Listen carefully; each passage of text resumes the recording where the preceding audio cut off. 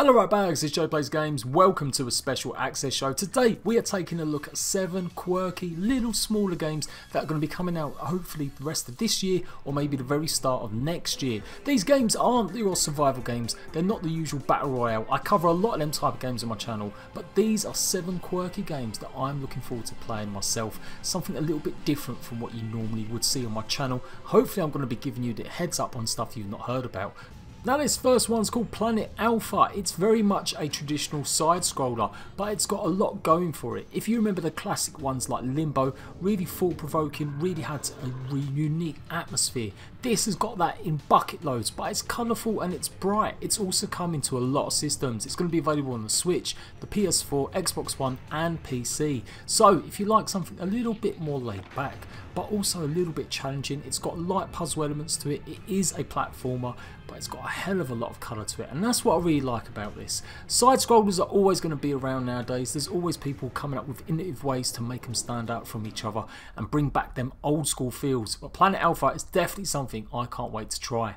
Published by Team 17, the guys behind Worms, this game is coming out at some point in September, so look out for this. I definitely want to cover this on my channel, even if it is just a bit offbeat from what you would normally see. I love games like this that got loads of character in it, and it's evolving around this story of a beautiful alien world with mystery and danger. You've got enemies that are going to pursue you, and you've got to use the power of night and day. So you're going to be using the environmental factors or the nighttime cycles to really get you through the rest of the worlds and the levels. It looks absolutely gorgeous, sumptuous. Planet Alpha, September time.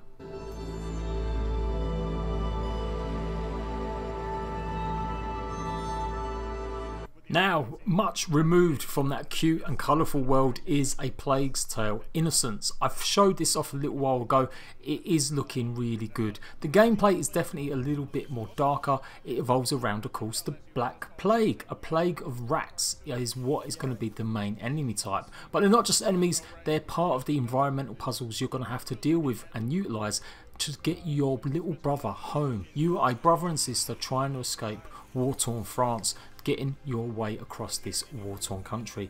There's guards, there's enemies, and you will not just be fighting the rats, but like I said, you'll be using these rats to make your way through it. It involves a lot of stealth gameplay, a lot of mechanics to do with light and darkness, and I really like the look of this. Not coming unfortunately until 2019, but it will be available on Xbox One, PS4, Steam, you name it, it's coming on them 3 systems. If you like your games medieval, you like a bit of adventure and stealth, then The Plague's Tale: Innocence is going to be for you.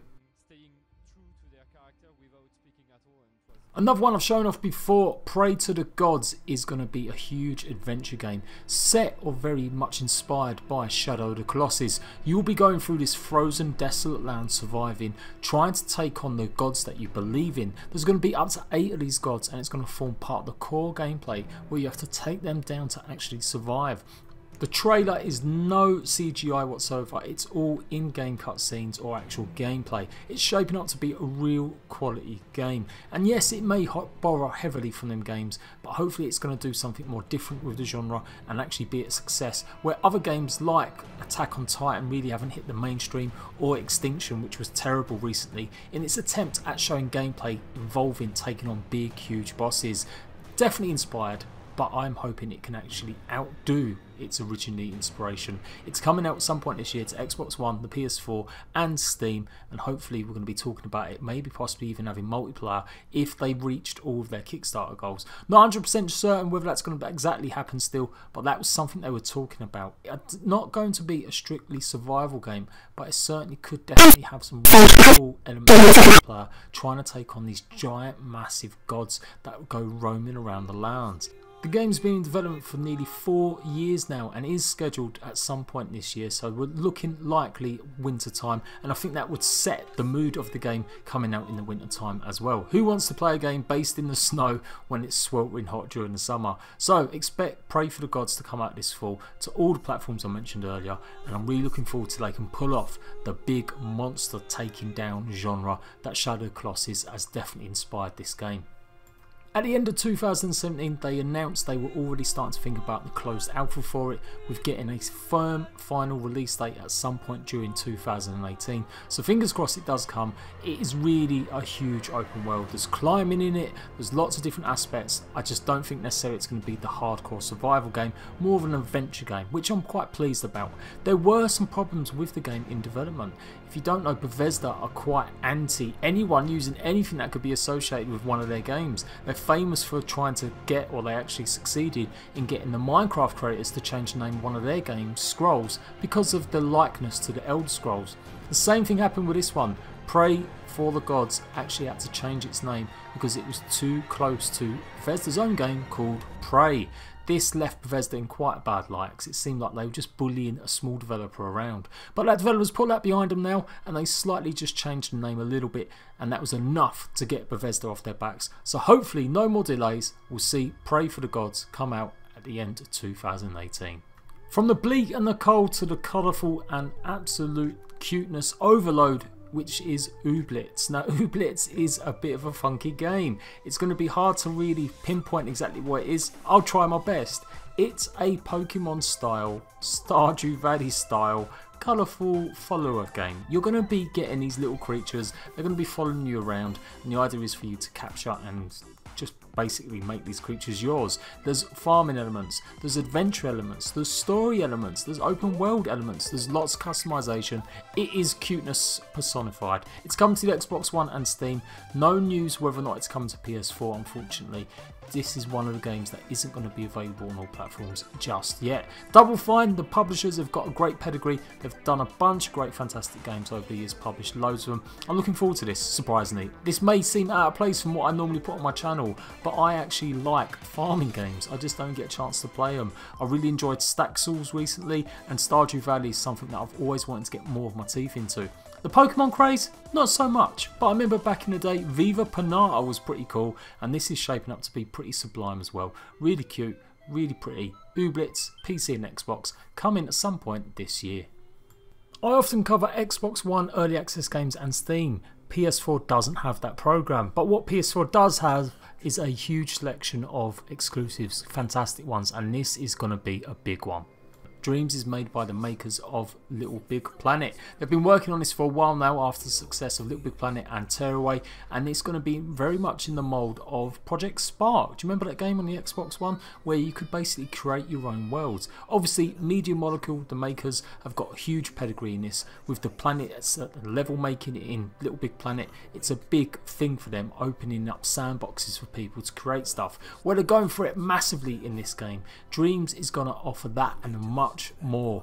Thousands of little touches you'll be able to do, modifications, you'll be able to create levels, create games that you want to create. It's almost like a little mini engine.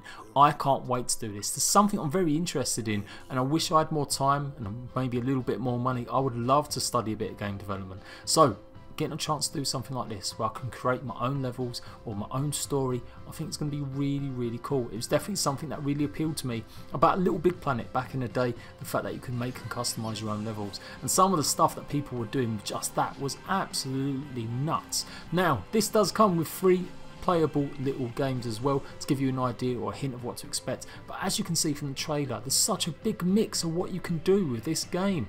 I'm presuming it's going to be really super simple to use, just like Little Big Planet was. Really looking forward to this one. It is coming out 2018 and it is a PlayStation 4 exclusive.